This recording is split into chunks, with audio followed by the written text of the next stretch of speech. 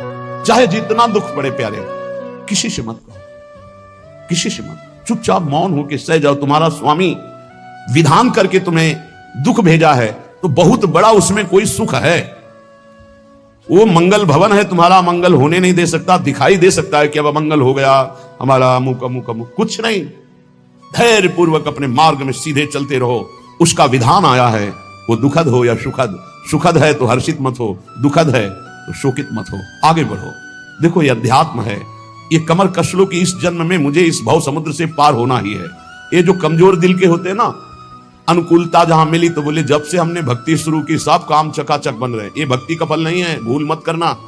ये तुम्हारे सुकृत चल रहे हैं इसलिए है।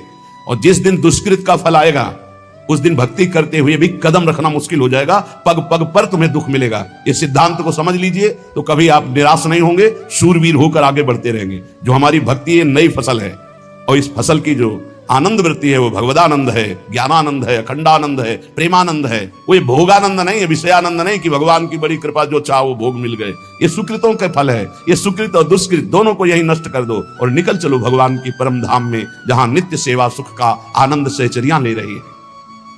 श्रीपाद कह रहे संतर्जयस ताड़यन, कोई मुझे बहुत डांटे भर्त्सना करे और ताड़यन पिटाई भी कर दे, मुझे कुछ कभी शिकायत नहीं करनी प्रभु से। देख रहे हैं ना, वो उन्होंने विधान किया है ना कि इसको पीटो, तो हम चुपचाप पीट लेंगे, किसी से नहीं कहना। रहीमन मन की मन व्यथा रखिए मन में गोए, सुनिठ ले हैं लोग सब बांटने। इसीलिए असंगो हम, असंग किससे कहें अपने दुख सुख की बात। अपना दिल तो दिलवर को दे दिया, जो बीते सो दिल तो उनके पास है, वो तो जाने दुख सुख की बात, हम क्या जाने। हम तो बस आपके हैं। मौन, अपने विषय में न सुख की बात करे न दुख की, मौन बात करे तो प्रभु की करे, नहीं तो मौन। मान लीजिए अगर ये मौन आप धारण कर लेंगे तो निकल जाएंगे माया से, नहीं तो किसी की निंदा कर देंगे, किसी का ऐसा कटु वचन बोल देंगे, परुख वचन बोल देंगे, भजन छीन हो जाएगा, भजन करने की वृत्ति नष्ट हो जाएगी। सैकड़ों लोगों के प्रश्न है कि पहले भजन अच्छा होता था अब नहीं होता। उसमें दो बातें होती हैं, एक तो भजन की ऐसी भूख बढ़ गई है कि अब उतने भजन से नहीं और भजन होना चाहिए। ये उत्तम महापुरुषों की कृपा पात्र भक्तों की वृत्ति होती है। और एक होता है कि आपसे वैष्णव अपराध बन गया, कुसंग हो गया, इस कारण से ऐसा। अगर आपके हृदय में कोई दोष वृत्ति नहीं हो, फिर भजन में ऐसा लगता है कि मेरे से बहुत कम भजन होता है, वैसा भजन नहीं होता जैसा होना। ऐसा बड़े बड़े महापुरुषों को भी अनुभव होता है। ये कोई निंदनीय बात नहीं है, वंदनीय बात है। पर वास्तविक यदि भजन नहीं हो रहा है, वास्तविक यदि आपका रुक गया है आनंद, तो आप ढूंढ लीजिए आपका भोजन गलत है, आपका संग गलत है, आपने कोई वैष्णव निंदा की है। बस यही कारण है, यही खोज लेना, यही सुधार कर लेना। किसी से क्षमा याचना की जरूरत नहीं, अंदर देखो और आचार्य गुरु से प्रार्थना करो, सब ठीक हो जाएगा। बड़े कृपालु है। जिन्होंने अपराधी मुझे जैसे को घसीटा तो अब अपराध बन जाएगा तो थोड़ी छोड़ देंगे वो। विश्वास कीजिए, उन्हीं से प्रार्थना कीजिए, नाथ यदि आपको अपराध मोचन कराना है तो भेज दीजिए मुझे उसके पास, या उसको बुला दीजिए, मैं पैर पकड़ लूं, हाथ जोड़ लूं यदि अपराध बन गया, और यदि आप चाहें तो आप क्षमा कर दें, आगे से सावधान रहेंगे। बड़े कृपालु हैं प्रभु, क्षमा कर देते। भजन की वृत्ति को रुकना ये सहन मत कीजिए। समय नहीं है कि आज नहीं तो कल भजन चल पड़ेगा, नहीं, तुरंत वाचिक में आ जाइए, तुरंत वाणियों का गायन कीजिए, नाम कीर्तन कीजिए, ढूंढिए अपराध क्या बना जो आंतरिक हमारा भजन रुक गया, और प्रभु से प्रार्थना करके उसको चलवाइए। वो बड़े कृपालु है, क्षमा कर देंगे। अगर आपने प्रगट में किसी का अपराध किया और वो उपस्थित हो तो जाओ उनके चरण पकड़ो, उनसे प्रार्थना करो। भजन का रुकना सहन मत करो। बहुत कठिन है भजन करके भगवत प्राप्ति करना। वो हमारे अंदर सरलता पूर्वक भजन चल रहा है, उसको बचाओ। किसी की निंदा मत करना, किसी का अवहेलना मत करना। तुम्हारी कोई निंदा करे, तुम्हारी अवहेलना करे, सह जाना, कह रहे हैं इसमें कह रहे संतर्जय ताड़यन बंधनन, यदि वो कहीं मुझे बांध दें मैं बंधना में स्वीकार कर लूंगा। ऐसा भक्तों को कोई बांधता है क्या? हाँ, बांध देते। तितिक्ष ब्राह्मण की कथा में पढ़िए, उसको बांध दिया। एक सखी बहुत भजनानंदी थी, उसके परिवार के लोग रोज उसे पीटते थे और उसे बांध देते थे। सखुबाई नाम उसका सखी का था। एक सखी बहुत नागरीदास जी के संग में रहकर भजन की वृत्ति उच्च कोटि की सीखी थी, भागमती बाई।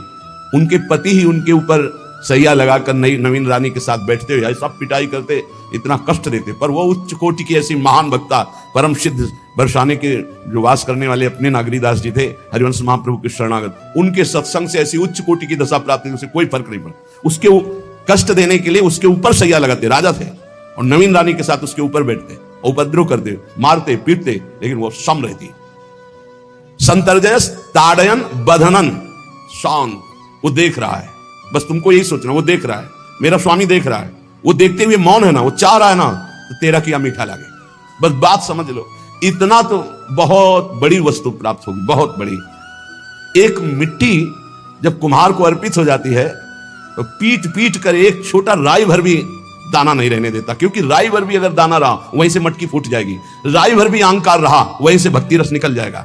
पीट पीट के उसको एकदम बराबर, फिर भी चैन नहीं, जल डाल के रौंदा, फिर भी चैन नहीं, हाथों से मल कर अपने अनुसार बनाया, फिर चाक पे चढ़ाया, जो चाहा आकार दिया, सूर्य के ताप में तपाया, फिर उसको दहकते हुए आवे के बीच में रख के पकाया, फिर उसमें रस रखने लायक क्षमता आ गई उस मिट्टी में। ऐसे ही हम जब संत महापुरुषों को, श्री भगवान को समर्पित होते हैं तो ये सब होगा। रस रखने लायक हृदय तभी होता है जब आवे में तपता है, इसलिए तैयार रहो। तभी नागरीदास जी ने कहा, बड़ो ही कठिन है भजन ढिग डरिबो। एक सूरवीर योद्धा की तरह जैसे उसके अंग घाव से युक्त होते हैं, वो कदम पीछे नहीं आगे ही बढ़ाता है, ऐसे भजनानंदी चाहिए। चाहे मुझे चोर कहा जाए, पतित कहा जाए, गाली दिया जाए, मुझे मारा जाए, बांध लिया जाए, तो भी मैं भगवान पर दोषारोपण नहीं करूंगा। मैं यही निश्चय करूंगा, प्रभु मेरे देख रहे हैं, जोई जोई प्यारो करे सोई मोहि भावे, उनका विधान परम मंगलमय है। अंतः क्लेश मतीव दुस्सह तरम प्राप्नोति नाना विधि। मुझे अंदर से भी बहुत पीड़ा दी जाए, काम पीड़ा, क्रोध पीड़ा, लोग बाहर से तो ये दिया जाए और अंदर से भी ये दिया जाए, तो भी हे प्रिया जो आपसे नहीं कहूंगा। प्रेम में कभी शिकवा शिकायत नहीं होती, ना इष्ट से और अपने प्रीतम के विधान से दिए हुए कष्ट को हम दूसरे से कह दें। धिक्कार है हमारी प्रीति को, प्रीतम सहावे और मैं दूसरे से शिकायत करूं? नहीं, हर विधान आपका सहो। ये प्रेम है मस्ती का, ये लज्जू पंजू ऐसे काम नहीं है इनके। ये जो देखते हैं पैर धर के अगर गर्म लगा तो हटा लेंगे, मत रखना गर्म ही गर्म है। और छाती मजबूत करके कि आग पे चलूंगा तो पैर रखोगे तो चंदन हो जाएगा आग में भी। पूरे जीवन की बात कह रहा हूं, पूरे जीवन की। सोचो उस समय जब 13 वर्ष की अवस्था है और घर से निकले थे, कोई साथी नहीं है, कोई समझाने वाला नहीं, और आज इतना जीवन हो गया इसी यार के सहारे हुआ है। इसी यार, ना 1 रुपया कभी था, न रहा है, न रहेगा। प्रेमानंद का 1 रुपया नहीं है, प्रेमानंद की एक वस्तु नहीं, ना रहा ना रहेगा। हाँ, प्रेमानंद की सब वस्तुएं हैं, ना होते हुए भी पूरा विश्व मेरा। क्यों? प्रेमानंद भगवान का है, भगवदानंद को प्रेमानंद कहते, वही संपत्ति। जीवन भर एक ही साथी रहा है, और हे नाथ ऐसी कृपा करना अब दूसरा साथी बने ना। अब आओ तो मृत्यु रूप में ही आओ, और किसी रूप में मत आना। साथी हो तो आपका साथ हो, सर्वहरण करने वालों में मैं मृत्यु हूं, बस उस रूप का इंतजार है। आओ उस रूप में और समेट लो अपनी लीला। बस कभी किसी से शिकायत, कभी किसी ने कैसे हो, आनंद है। नहीं सुना है किडनी खराब है तो सुना ही होगा, कोई दुख नहीं, कोई दुख नहीं। वर्तमान दुख वर्तमान के आनंद से बहुत छोटा है। क्या दुख है? स्वामी के द्वारा दिया हो। यह आप हमारी प्रार्थना मान लीजिए, इस मार्ग में चलने पर जो दुख मिले कभी किसी से कहना नहीं तो प्रीति में कलंक लग जाएगा, वो तुम्हें प्रभु से हटा देगा। नहीं, रहीमन मन की मन व्यथा रखिए मन में गोए, सुनी चली है लोग सब बाट न लिए। ये भगवत मार्ग शूरवीरों का मार्ग। कभी अपनी अंतर व्यथा को किसी से मत कहो। जीवन में अगर कोई हमें कष्ट दे रहा है तो हमारा कर्म है, ना कि कोई व्यक्ति। ये बिल्कुल सिद्धांत तक चर्चा समझ लो। वही व्यक्ति जो मुझे द्वेष करता, वही व्यक्ति जो मुझे कष्ट और दंड देता, वही व्यक्ति प्रणाम करके छाती से लगाकर आंसुओं की धारा से अभिषिक्त किया, तो वो व्यक्ति था या कर्म? जब कर्म भोग हो गया तो वही हृदय से लगा के अश्रुधारा से क्षमा कीजिए, बहुत ऐसा नहीं, आप तो बड़ी कृपा की। व्यक्ति कभी कष्ट नहीं देता, मेरा कर्म उसके ऊपर सवार होकर मुझे दंड देता। इसलिए मैं किससे कहूं? अपनी जबान से दांत कट जाए तो किससे कहूं? ये जो दांत, इससे जबान हमारी पीड़ा को किससे कहूं? अब अपने हाथ से चोट लग जाए किसको कहूं? ऐसे सब आत्मस्वरूप हैं, हमारा कर्म ही उनके ऊपर सवार होकर हमें दंड दे रहा है। इसलिए भाई, श्रीपाद का सिद्धांत जो कह रहे कि अगर भगवत प्रेम प्राप्त करना है तो मुंह बंद। 22 बाजार में कोड़े मारे गए, एक बार भी श्री कृष्ण से नहीं कहा। पूज्य भाई जी महाराज का जीवन कष्ट में है, कभी श्री कृष्ण से नहीं। बाबा नहीं सह पाए, बाबा ने श्री कृष्ण से कहा, श्री कृष्ण चंद्रजू से, ये क्या है, इतना कष्ट क्यों दे रहे हो उनके शरीर को? तो मुस्कुरा दिए, बोले मैं नहीं दे रहा हूं, ये तुम्हारे कर्म का फल भाई जी भोग रहे हैं। ऐसा? बोले हाँ। सीधे अस्पताल गए, भाई जी से कहा, ये आप हमारा प्रारब्ध क्यों भोग रहे हैं? तो कहा, आज ये कौन सा खेल रच रहे हो बाबा, क्या बात कर रहे हो? जीव का अपना कर्म भोगना होता है, किसी और का निजीकृत कर्म भोग? तो उनका आप हमको बहका नहीं सकते, हमें परम तत्व से पता चला है कि आप हमारे कर्म। तो हंस दिए भाई जी और बोले, देखो हमें कोई फर्क नहीं पड़ता, आपको फर्क पड़ जाता है। आप चढ़ो, जिस साधना की चढ़ाई पर चढ़ रहे हो चढ़ो, मंगलमय श्री कृष्ण तुम्हारी यात्रा को पूर्ण करें। हम तो अस्पताल में पड़े पड़े प्रिया प्रीतम के साथ खेल रहे हैं, कोई फर्क नहीं पड़ रहा। ये बड़े महापुरुषों ने अपने कष्ट की तो बात जाने दो, दूसरों के कष्टों को लेकर भोगाए। हम जरा सा कष्ट आ जाए तो बोले हमारी अंदर श्रद्धा थी अब खत्म हो रही क्योंकि कष्ट आने लगा। उसमें भगवान का क्या दोष है? वो तो बड़े कृपालु हैं कि ऐसे पापात्मा होने पर भी मुझे महात्माओं का संग दिया, धाम का वास दे रहे, नाम जपवा रहे हैं। अब हमारे पूर्व प्रारब्ध हमें कष्ट दे रहे हैं, इस समय भी वो हमें दुलार कर रहे हैं। जीव समझता नहीं, केवल दोषारोपण भगवान और भगवत मार्ग पर कर देता है। इसलिए उपासक को अंतः क्लेशमति व दुस्सहतरम, ये जो आप काम क्रोध से जल रहे हो ना, ये तपस्या है, इसका बहुत बड़ा लाभ मिलेगा। और अगर भोग रहे हो ना, गिर रहे हो, पतित हो रहे हो, तो वो सुख नहीं, वो शांति नहीं, वो विश्राम नहीं है। तो एक बात ध्यान रखना, इस शब्द को याद रखना। ऐसे रहने पर भी हमारे द्वारा जो भी, वो हमारे स्वामी ऐसे लेते हैं, जन अवगुण प्रभु मान न काऊ, दीन बंधु अति मृदुल स्वभाव। कल शाम के पूज्य परमहंस राम मंगलदास जी की वाणी का चिंतन हो रहा था। उसमें कह रहे कि जो 30 मिनट भगवान नाम कीर्तन कर लेता, मेरी बात पर विश्वास रखना, हो उसको भगवत प्राप्ति होगी। 24 घंटे में 30 मिनट नाम कीर्तन कर लेता है और अन्य समय विस्मरण रखता है, तो 30 मिनट का नाम कीर्तन उसे भगवत प्राप्ति करा देगा। तुम्हें जो पाठ प्रिय हो, 30 मिनट पाठ कर लोगे, भगवत प्राप्ति होगी। कर लो। और बहुत पहुंचे हुए महापुरुष जिनके चरणों में अपार श्रद्धा है, आप लोग तो रात दिन लगे, आपको भगवत प्राप्ति नहीं होगी। चूक हो जाएगी तो जन अवगुण प्रभु मान न काऊ, दीन बंधु अति मृदुल स्वभाव। अग्नि की ज्वाला के समीप रुई का पहाड़ कितनी देर टिकेगा? कितनी देर टिकेगा? उसके ताप में झुलस जाएगा। ये अग्नि की ज्वाला है भगवान नाम कीर्तन, भगवत यश गुणगान। तो जैसे किसी को लगे कि वो नाम जप भी करता है और रुचि पूर्वक पाप करता है, असंभव। नाम जापक रुचि पूर्वक पाप कर ही नहीं सकता, उसका हृदय जलेगा। पक्का आप जप करके देख लीजिए, आप जप कीजिए नाम, और फिर आपसे पाप जब बनेगा तो आप फिर हालत अपनी देख लीजिएगा, बार बार हृदय जलेगा, नहीं नहीं नहीं। तो एक दिन वो नहीं सिद्ध हो जाएगा और आप निर्विकार हो जाएंगे। इसलिए अंतः क्लेश, अगर बुद्धि मति वो अति अंदर क्लेश आ रहा है, कभी काम आ रहा है, कभी क्रोध आ रहा है, कभी लोभ आ रहा है, कभी मोह आ रहा है, ये आता रहेगा जब तक भगवत साक्षात्कार नहीं होगा। ऐसा मत समझो कि 2-4 महीने जब करेंगे तो हम सिद्ध हो जाएंगे, ये आता रहेगा। ये बहुत भागवतिक शक्ति से संपन्न है विकार, कोई साधारण नहीं है कि तुम माला जपोगे वो नहीं आएगा। माला जपते समय ही आएगा वो। ये भागवतिक शक्ति से संपन्न, काम क्रोध लोभ मोह तब त्रिभुवन को परास्त कर रहे हैं। ये भगवान के पावर से शक्तिमान है। तुम्हारा अहंकार जब गलित हो जाएगा तो इनका आना ही बंद हो जाएगा। जब तक अहंकार रहेगा तब तक ये आते रहेंगे। तो जो तुम्हारे अंदर जलन हो रही, मत कहो किसी से, सह जाओ, यही तपस्या हो जाएगी, यही भगवान की प्राप्ति का हेतु हो जाएगा। प्रभु के लिए थोड़ा कष्ट सहकर आप आगे बढ़कर देखिए वो कितना आपको प्यार देते हैं। यही कष्ट सहना है, आंतरिक विकारों को सहना, बाहरी प्रहारों को सहना, कभी किसी से ना कहना, ये भक्तों का स्वभाव। मौन, इसीलिए वाणी से मौन, कुछ ना बोलना। हमने एक संत भगवान को देखा, 22-23 वर्ष पहले वृंदावन में, कच्चा मार्ग था, एक बोरा रखते थे ऐसे, पागलों जैसा भेष था। तो जब रात्रि के 11 बजे वापस यमुना किनारे से प्रसाद पाके यमुना किनारे गए, यमुना किनारे से जब लौटते थे तो उनको देखते थे अकेले बैठे, उनकी मुद्रा देख के लगता था भगवदानंद में डूबे हुए। नजदीक बैठे, बोरा उठाया, चल दिया। अमित पीछा छोड़ने वाले थे नहीं पीछे, तो उनका क्या बात है, क्यों पीछे? अब संत वेश हमारा भी तो मर्यादा से ही बोलेंगे, वो कुछ नहीं, केवल जानना चाहते हैं आपको।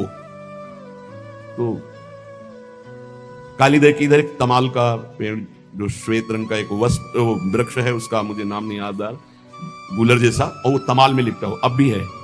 दाहिनी तरफ है ये जो खाली जगह पड़ी ऊंची, जो अपने दाहिनी तरफ बर्फ फैक्ट्री के आगे जाते हैं, उसी के नीचे बैठे। तो हमने पूछा आपकी स्थिति देखकर मुझे लगता है आप हर समय भगवदानंद में डूबे रहते हैं, तो जब लगता है तो प्रश्न क्यों करते हो? हमको आपकी वेशभूषा देखकर। तो बोले जगत से बचने के लिए ये वेशभूषा है। एक बोरा से, जैसे कोई बीनने वाले होते हैं, कबाड़ बीनने वाले, ऐसे बोरा ऐसे रखे थे, गमछा लगाए हुए थे, पूरा शरीर खुला, कोई साधु का वेश नहीं, कोई चिन्ह नहीं, और उनकी स्थिति भगवदानंद में थी। उनका ये किसके उपदेश, किस मार्ग के उपदेश, किस इष्ट की आराधना से आपको ऐसी स्थिति प्राप्त हुई? बोले प्रथम पूज्य श्री स्वामी राम सुखदास जी महाराज का सत्संग हुआ, इष्ट देव श्री कृष्ण, इष्ट ग्रंथ गीता, उसी की कृपा से मुझे ऐसा, मैं भारत के हर तीर्थों में वास करता हूं, भ्रमण करता हूं, असंग रहता हूं, और यही वेशभूषा रहती है। बड़ा अंदर तो भोजन प्रारब्धवशात जो सामने आ जाता है उसे पा लेता हूँ, नहीं आता भूखा रहता हूँ। तो अगर हम मधुकरी ले आवे कभी आप इससे तो पालेंगे, बोले दे देंगे तो पालेंगे। दूसरे दिन मधुकरी लेकर तो रोज हमारी उनके चरणों में श्रद्धा, क्योंकि उनका रहना और चिंतन दोनों, रहनी और चिंतन बड़ी प्रशंसनीय। जो वीतराग परमहंसों के अक्षर सा वैसे कुछ पास समय केवल बोरा, वो नाटक के लिए बोरा कि कोई समझे कबाड़ बिनने वाला, और एक गमछा से रंग बिरंगा, बस कुछ नहीं, कोई भागवतिक चिन्ह नहीं। एक दिन देखा वो बड़े मक्खियां भिनभिना रही, तो नजदीक गए, क्या हो? चुप जाओ, इनका बोलिए ना। बोले वमन और शौच दोनों हो रही है, शरीर बिगड़ गया, तो हमका औषधि के लिए हम व्यवस्था, बोले इसलिए कह रहा हूं आप बच जाइए। तो हमका हमें बता तो दीजिए क्यों नहीं? तो बोले आया हुआ प्रारब्ध है, इसको हंस के भोगना है।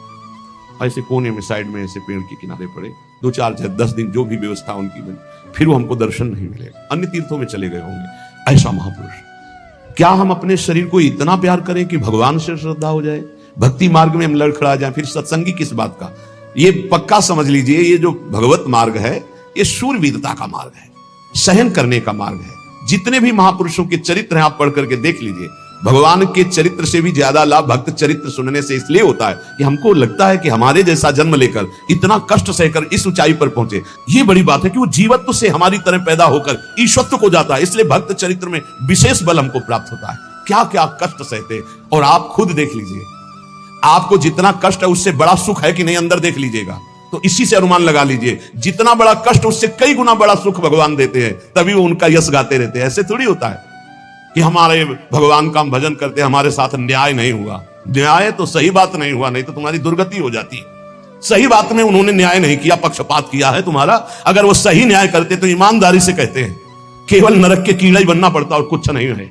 खूब देख लो, डबल चेहरा होता है, एक सामने का चेहरा देख रहे हो और एक एकांत का चेहरा होता है, डबल चेहरा होता है। और भगवान डबल रखो चाहे तिबल, सब देखते हैं। सब हम बैठे हुए देख लो ईमानदारी से वृंदावन की भूमि में, एक चेहरा है जय श्री राधे, और एक चेहरा है जो राक्षस है अंदर बैठा। देख लो, अंदर देख लो, बिल्कुल इस समय सीसी कैमरे में हो, अंदर देख लो, एक राक्षस बैठा है। और उस राक्षस ने जो जो करवाया आप लिखो रजिस्टर में, तुम्हें याद है जितना, और इसके बाद आप न्यायाधीश बनो, फिर आपकी क्या दुर्गति होती उसका। इससे ऐसे होता है, हे प्रभु, तब इतना इमाम मचता है, तब उनकी कृपा नजर आती है कि बोले भगवान ने न्याय नहीं किया। हम कहते हैं सच्ची बात तुम कह रहे हो प्यारे, न्याय नहीं किया इसीलिए बचे हुए हो। अगर वो न्याय कर देता, पक्षपात ना लेता तुम्हारा, तब तुम्हारे होश उड़ते, चाहे जो कोई हो, अपना रजिस्टर जांच के देख लो। इसलिए कहते हैं कि सबकी जीवनी शुक्ल पक्ष की लिखी जाती है, कृष्ण पक्ष की तो केवल उसी की छाती जानती है, दूसरा नहीं। हृदय में जितने विकार, हृदय में जितना अंधकार, हृदय में जितना कूड़ा करकट, वो तो हम जानते हैं कि हमारी स्वामिनी की कृपा ने कितना निर्मल किया है। तब उनकी स्वामिनी जू मुझ जैसे अपराधी के अपराधों का विस्मरण करके आप ऐसी कृपा, तो आपको लगता है कि संतों की एक दैन्य भाषा होती है। नहीं, ईमानदारी से संत कभी झूठ नहीं बोलते। जैसे कह रहे हैं कि मौसम कौन कुटिल खलकामी, तो अंतर यह होता है कि आंख में जैसे थोड़ा पड़े तो बहुत बुरा लगता है, और पीठ में इतना बड़ा तिनका चला जाए तो कुछ समझ में नहीं आता। संतों का हृदय आंख जैसा होता है, थोड़ी सी भी गलती में हाय हाय मच जाता है, धिक्कार है तुम्हारे जीवन को, अपने को तुम क्या समझते हो, क्या है तुम्हारे अंदर विचार।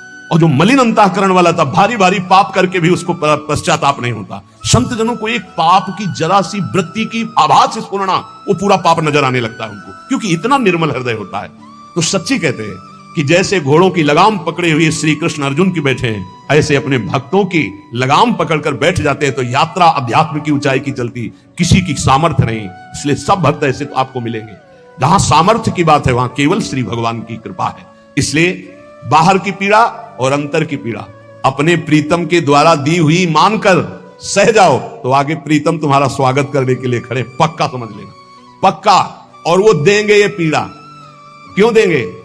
इसी पीड़ा में पता चलता है कि तुम्हारे मन की सुई किधर जा रही है। प्रताप राय जी महाभागवत थे, बड़ा चरित्र है। उनके यहां एक व्यापार चलता था कुल परंपरा से कि आपको अगर रुपए की जरूरत है तो आप अपना स्वर्ण आभूषण या कुछ रख जाइए गिरवी, और रुपया ले जाइए, और ब्याज से तो रुपया दे जाइए, अपने मूल गिरवी ले जाइए जो रख के गए हो। यही उनकी कुल परंपरा से था। तो उसी के आधार पर वो कुल परंपरागत कर्म कर रहे थे, निरंतर नाम जब भगवत आराधन में मगन। अब नाम जब भगवत आराधना और ईमानदारी से कार्य, तो बड़ा सा खूब धन संपत्ति, बहुत आनंद, और भक्तजनों के खूब भोजन होते, भंडारे होते। तो जो चिढ़ने वाले जलने वाले लोग हैं वो जलते थे कि करता तो ये कुछ है नहीं, खूब जय जय मच रही है चारों तरफ, इसको नष्ट किया जाए। ये किसने बीज बोया? अरे बोले दुष्ट स्वभाव ने। नहीं नहीं नहीं नहीं, भगवान ने। किनको हुस्काया? डंडे को। क्यों? अब झंडा फहराओ मेरे भक्त के यश का। उनके हृदय में जलन हुई। वहां का काजी और मिल गए 3 लोग और उन्होंने कहा कि इसको नष्ट किया जाए। बोले बस आप सहयोग दो, नष्ट तो पक्का। बोले कैसे? बोले प्लान तो सब हमारा बन गया है।